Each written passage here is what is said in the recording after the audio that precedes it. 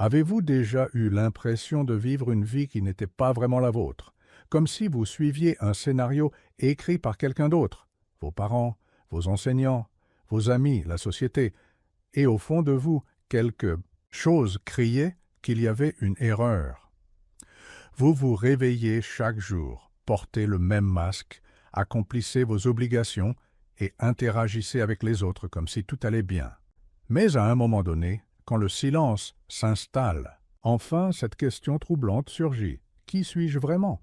Carl Jung pensait que ce sentiment de déconnexion n'était pas un hasard. Bien au contraire, c'était le symptôme d'un problème profond que presque personne n'ose affronter.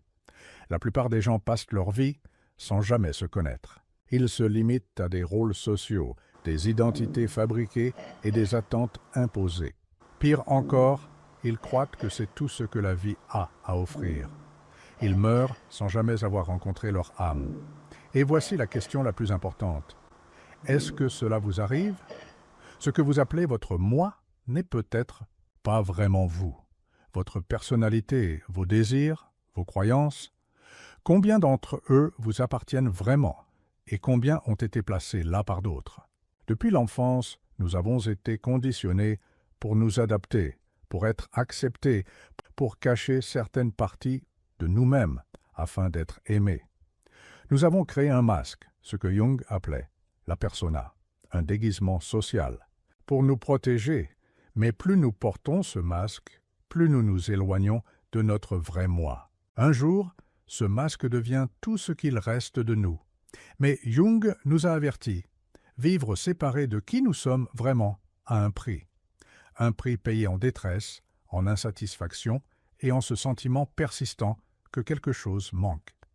Avez-vous déjà eu l'impression que, peu importe ce que vous accomplissez, il reste toujours un vide?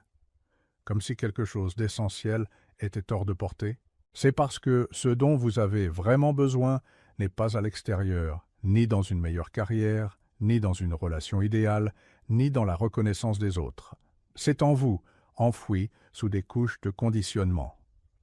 La grande question est, êtes-vous prêt à plonger en vous-même pour découvrir qui vous êtes vraiment? Car ce voyage n'est pas facile. Trouver son vrai soi exige de faire face à tout ce qui a été refoulé, oublié ou déformé au fil des années. Cela signifie regarder à l'intérieur et affronter des parties de vous que vous préféreriez éviter, mais c'est aussi la seule façon de vous libérer. Le masque, persona, est l'ombre. Si la persona est le masque que vous portez pour être accepté, l'ombre est tout ce que vous cachez pour éviter d'être rejeté. Mais ce que vous refoulez ne disparaît pas. Au contraire, il gagne en puissance dans votre inconscient, influençant vos émotions, vos peurs et même vos choix de vie sans que vous en soyez conscient. L'ombre, selon Jung, est la face cachée de votre psyché. Désir interdit, colère refoulée, faiblesse que vous ne voulez pas admettre, traumatisme que vous avez tenté d'oublier. Pire encore, beaucoup de ces éléments ne sont pas mauvais. Ce sont simplement des parties de vous que quelqu'un, un jour, a jugées inacceptables. Peut-être qu'enfant, on vous a dit que vous étiez trop bruyant, alors vous avez appris à vous taire. Peut-être avez-vous appris que la colère était mauvaise, alors vous avalez vos frustrations jusqu'à l'explosion. Peut-être que votre sensibilité a été perçue comme une faiblesse, alors vous l'avez cachée. Toutes ces parties rejetées ne disparaissent pas. Elles se cachent dans votre ombre, attendant le moment propice pour ressurgir. Si vous avez déjà explosé de rage sans comprendre pourquoi, si vous avez ressenti de la jalousie tout en la niant, ou si vous avez réagi de manière excessive à une critique, alors vous avez expérimenté le pouvoir de votre ombre, le soi véritable, au-delà du masque et de l'ombre. Si la persona est le masque et l'ombre ce que vous cachez, le soi véritable est ce qui se trouve derrière ces couches. C'est la totalité de votre être, l'harmonie entre qui vous êtes vraiment et ce que vous montrez au monde.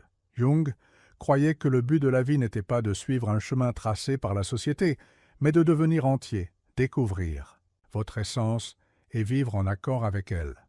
Ce processus, qu'il a appelé l'individuation, est un voyage vers l'authenticité, mais trouver son vrai soi ne se fait pas par hasard. Ce n'est pas une révélation soudaine. Votre soi ne se dévoile qu'à ceux qui sont prêts à affronter la vérité sur eux-mêmes. Le plus grand obstacle? La peur. Peur de perdre l'identité que vous avez construite. Peur de réaliser que beaucoup de vos choix n'étaient pas vraiment les vôtres. Peur de faire face aux parties de vous que vous avez niées. Cette peur pousse beaucoup à vivre toute leur vie derrière leur persona, tandis que leur ombre sabote leur chance de bonheur. Comment commencer le voyage? L'auto-observation.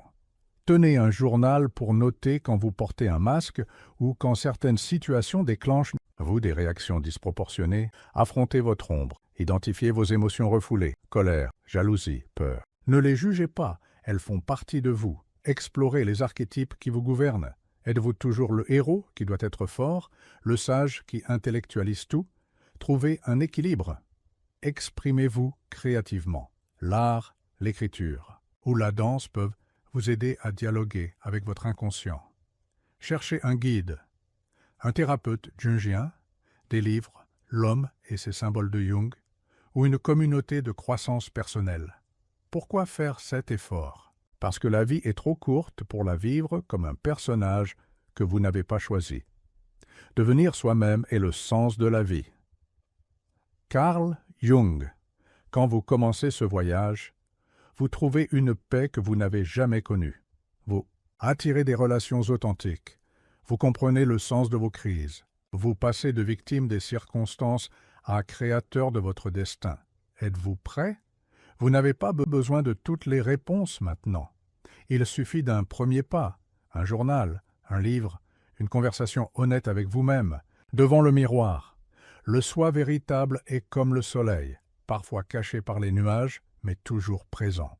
À la fin, le monde ne vous demandera pas à quel point vous avez réussi à être quelqu'un d'autre, mais à quel point vous avez réussi à être vous-même.